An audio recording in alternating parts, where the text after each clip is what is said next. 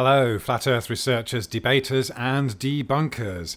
Believing that we live on the outside of a globe is as ludicrous as the cartoon world of Peppa Pig, where we see the characters do what would be otherwise physically impossible in the real world, zooming up and down steep slopes, and that's really what makes the cartoon funny, isn't it? Especially when we see them scooting up steep slopes with ease that just can't happen in the real world. It's physically impossible. Yet it is cartoon imagery like this that we are literally brainwashed to believe in. We have to completely ignore reality and somehow believe that we are smart to do so and perceive ourselves as living on the outside of a globe like this, with aircraft flying around it like this, and we have boats going up and down these slopes of water which is magically sticking to the outside of the earth. And of course it's understood that you have to assume that there is no up and down in space, but in reality, there is an up and down. So let's have a look at an image that represents reality and the real physics of water. This is from a government website just explaining how water pressure works. You've got a water tank on the hill here, and then we've got houses that are at a lower elevation, and they get water that's fed into their houses with water pressure. The description says, what determines my everyday water pressure? In most cases, your water pressure is determined by the difference in elevation between a city water tank and your home. Water utilities store water in tanks higher than the homes around them so that gravity can do the work of distributing the water and creating water pressure.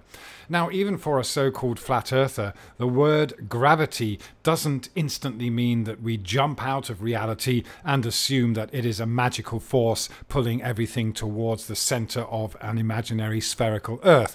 Gravity is simply a way of describing a mass in a less dense medium having weight and creating water pressure. So while we have this horizontal line here representing the level of the water, we have the houses that are at a lower elevation, a lower level, and they get water pressure fed into them. Now, you'll often have an argument from globe earth proponents that water can flow uphill. Well, yes, the water can flow uphill to this house on the right compared to the low elevation of this house in the middle there, but it will have a lower water pressure, and the only reason it has water pressure is because it is still lower than the source of the water. In the real world, water will never go higher than the source of the water in the first place. You will never get water to go back up higher than the original level of the water tank unless you pump it artificially. The force of gravity won't force it downhill and then uphill any higher than the original level. You can test this yourself. This works with siphons, and it just works in the real world. The fact that water flows is absolute proof that we don't live on a globe. And we know that on this illustration, the water will then carry on flowing off to the right here and carry on going downhill until it reaches a plateau or a place where there's a higher elevation and the water is then contained. That is the real world. So let's try and put this onto an image of the globe here. So here we have our globe model. Again, we've had to jump out of reality in order to perceive this, and let's put this image we saw just now and make it slightly larger so we can see what's going on here. And as we saw before, we have the water will flow to a lower elevation, and then as we come off this image and onto our globe model, the water should carry on flowing. Regardless of where you want to perceive up and down, this is reality. Water flows to a lower elevation.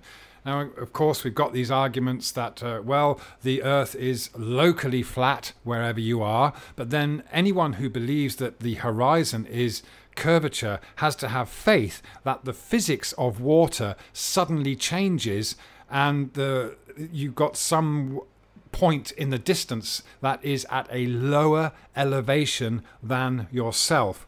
So you just have to simply perceive the point of view for someone or somewhere that's beyond your point of view or your perspective, and you know that if in reality they are at a lower elevation, then water will flow to that person. It will never flow uphill back to the original observer. So this doesn't fit with reality.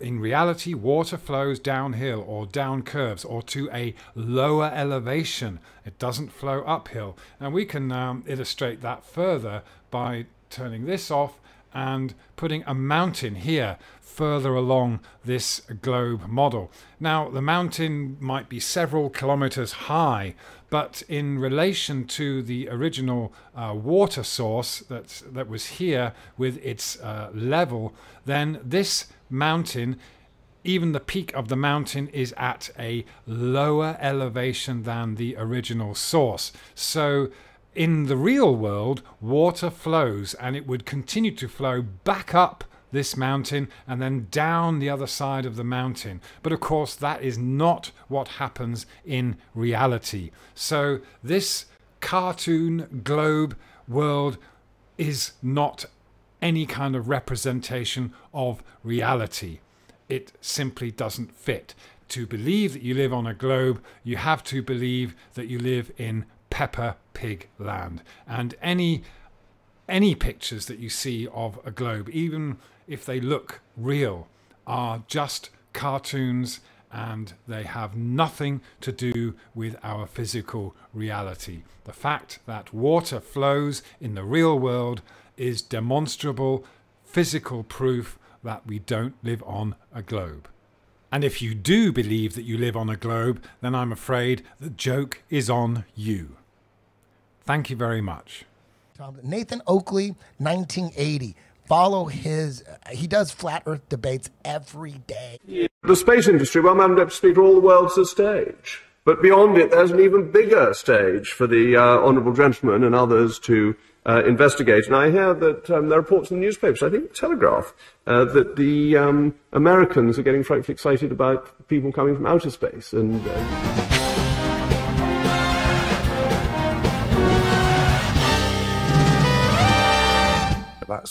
That's a member of the British government reporting back to the SNP, asked about the space industry, and they bring in the Americans. Newspapers are worried about little green men from space coming. UFOs, and that even former President Obama is getting interested in this. So I don't know if the honourable gentleman wants a debate on little green men or whatever else may come from outer space. We were talking about UFOs the other day. Interesting, it's been brought up in Parliament yesterday. Do you have any photos? I've got video. Hold on. Go ahead, Adam. So the SNP raise a question with regards to Scotland wanting to be part of any space industry that the government's got planned. Jacob Rees-Mogg retorts with a little bit of a stumble, saying that yes, the Telegraph and the Americans are getting excited about people coming from outer space and UFOs. However, the industry have been waiting for many, many months now for the government's space strategy. The space industry, well, Madam Deputy Speaker, all the world's a stage. But beyond it, there's an even bigger stage for the honourable gentleman and others to investigate. And I hear that there are reports in the newspapers, I think the Telegraph, that the Americans are getting frightfully excited about people coming from outer space and UFOs, and that even former President Obama is getting interested in this. So I don't know if the honourable gentleman wants a debate on little green men or whatever else may come from outer space, but the government is developing a strategy. It is an important part of the future that so much space investment is going on, and that will be a United Kingdom-wide activity. It's a sham. It's a stage. Yeah, that's a good way of describing it. But we can say, how do you have the gas pressure, dude? Nathan Oakley, 1980. Follow his. He does flat Earth debates every day, live streams flat Earth debates. Anybody could get on and and debate him, and he just demolishes them.